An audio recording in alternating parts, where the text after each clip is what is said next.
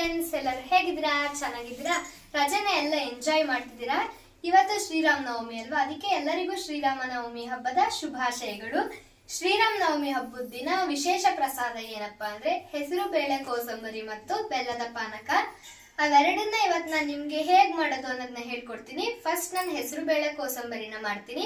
ಅದಕ್ಕೆ ಬೇಕಾಗಿರುವ ingredients: 1 cup ಸಣ್ಣದಾಗಿ ಹೆಚ್ಚಿಟ್ಕೊಂಡಿರೋ ಅಂತ ಸೌತೆಕಾಯಿ, ಆಮೇಲೆ 1 ಕಪ್ ತುರ್ದಿ ಇಟ್ಕೊಂಡಿರೋ ಅಂಥ ತೆಂಗಿನಕಾಯಿ, ನೆಕ್ಸ್ಟ್ 1 ಕಪ್ ತುರ್ದಿ ಇಟ್ಕೊಂಡಿರೋ ಅಂಥ ಕ್ಯಾರೆಟ್, ಮತ್ತು ಹೆಸರು ಬೇಳೆ 2 ಗಂಟೆಗಳ ಕಾಲ ನೆನೆ ಹಾಕೊಂಡಿರೋದು,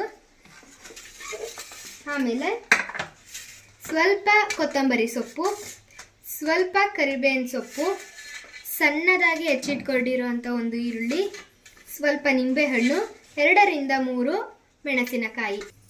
ಫ್ರೆಂಡ್ಸ್, ಆಮೇಲೆ ಕೋಸಂಬರಿಗೆ ಒಂದು ಕೊನೆಯಲ್ಲಿ ಒಗ್ಗರಣೆ ಹಾಕೊಂಡ್ರೆ ಟೇಸ್ಟಿಯಾಗಿ ಚೆನ್ನಾಗಿರುತ್ತಲ್ವಾ. ಸೊ ಹಾಗಾಗಿ ಒಗ್ಗರಣೆಗೆ ಬೇಕಾಗಿರುವಂಥ ಇಂಗ್ರೀಡಿಯೆಂಟ್ಸ್: ಸ್ವಲ್ಪ ಕರಿಬೇವಿನ ಸೊಪ್ಪು, ಆಮೇಲೆ ಎಣ್ಣೆ, ಸಾಸಿವೆ, ಇಂಗು. ಈಗ ಬನ್ನಿ ಒಗ್ಗರಣೆ ಹೇಗೆ ಮಾಡೋದು ಅನ್ನೋದನ್ನ ಹೇಳ್ಕೊಡ್ತೀನಿ. ಫ್ರೆಂಡ್ಸ್, ಇವಾಗ ನಾವು ಒಗ್ಗರಣೆಗೆ ರೆಡಿ ಮಾಡ್ಕೊಳ್ಳೋಣ ಬನ್ನಿ. ಫಸ್ಟ್ ಗ್ಯಾಸ್ ಸ್ಟವ್ನ ಹಚ್ಚಬೇಕು, ಆಮೇಲೆ ಎಣ್ಣೆ, ಸ್ವಲ್ಪ ನೀರು ಎಲ್ಲ ಇದ್ರೆ ಹೋಗಲಿ. ಇವಾಗ ಸ್ವಲ್ಪ